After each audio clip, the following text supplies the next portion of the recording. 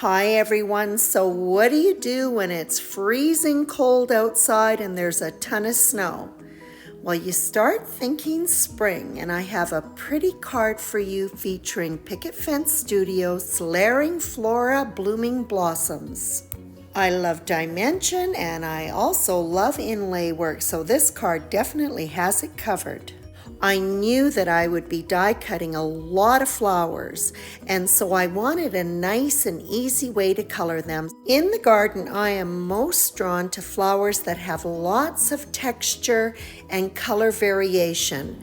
So I've sprayed all of my die cuts with Distress Mica Stain Cocktail Party. To help soften the color, I first spritz all of the petals with some water and then lay down some paper towel to pick up the excess moisture.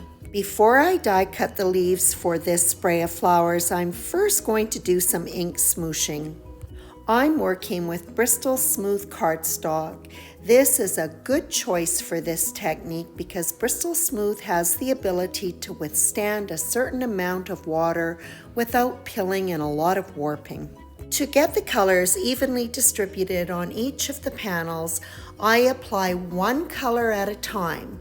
I'm working with Chipped Sapphire, Bundled Sage, and Rustic Wilderness.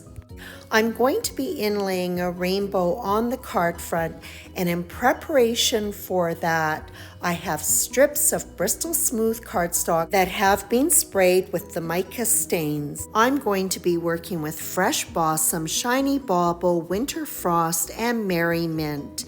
An unusual choice for a rainbow, I'll admit, but it picks up the colors that will be on the leaves. The spraying gives just a little bit too much texture for these light rays, so I lay down some wax paper and smooth it out. So everything is colored in no time at all, and the only thing that does take a bit of time is the drying. The Blooming Blossoms die set comes with 3 different styles of flowers. Each of my flowers will end up with 2 layers, but before I put them together, I'm going to do some very simple shaping using Tools and a Molding Mat by McGill. With the flowers facing down, I use a medium-sized ball tool, and on each of the petals starting right at the tip, I roll it towards the center. And then the flower is flipped over right side up and depressed in the center. As I do the shaping, I create my layers by putting together a larger flower with the next size smaller one. When 2 of the flowers are adhered together, I make sure that the petals are offset from one another. To prepare the card front, I'm going to be working on a piece of white cardstock that is oversized. It is die cut with slimline rainbow. Each ray in the rainbow has been die cut using the strips of cardstock that were sprayed with the stain. A few strips of Scotch tape across the back of the rainbow will make it much easier to inlay the light rays and then snug in that thin band of cardstock right next to it. The shape of each light ray is unique, so I make sure to keep it in the same order that I die cut it. And I continue in this manner until all of my rays of light have been inlaid. And I finish up by adding in more strips of Scotch tape to make sure that everything is going to be secure. The card front is going to be die cut with the second largest die from the 5x7 double stitch layering rectangle die set. This die set also comes with the Hello Word die, which I have die cut from one of the panels that I ink smooshed for the leaves. I've also used it to die cut some extra wide foam tape. I find it easiest to align the die cut to the foam by leaving the foam die cut in the backing. The foam die cut will have an impression, making it very easy to align the cardstock one to it.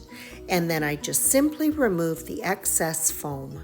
The panel is adhered to black cardstock that has been die cut using the largest die from the 5x7 double stitch rectangle set, and then adhered to a 5x7-inch card base.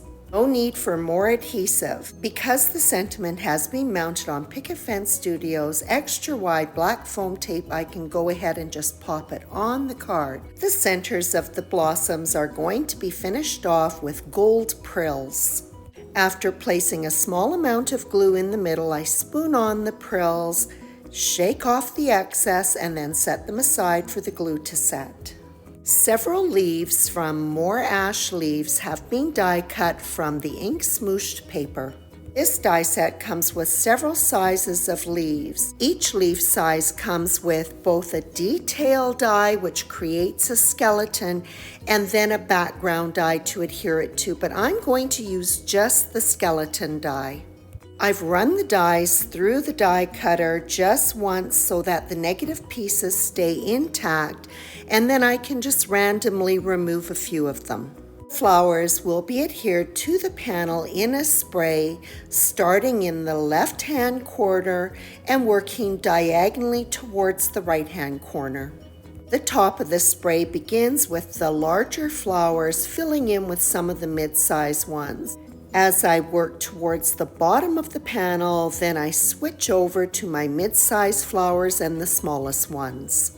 The leaves are used to accent the flower spray here and there. The adhesive is placed just at the base. Once the glue is dry, I can go back and lift the leaves up off the card base to add to the dimension. The spray of flowers is accented with some pretty green sequins from a mix called Bears in the Forest. As we start to move into the depths of winter, sometimes I need a little bit of a mental break, and making a pretty spring card gives me the lift that I need. I hope you enjoyed this video featuring the gorgeous Layering Flora Blooming Blossoms by Picket Fence Studios. Thank you for stopping by, and as always, I appreciate your visit.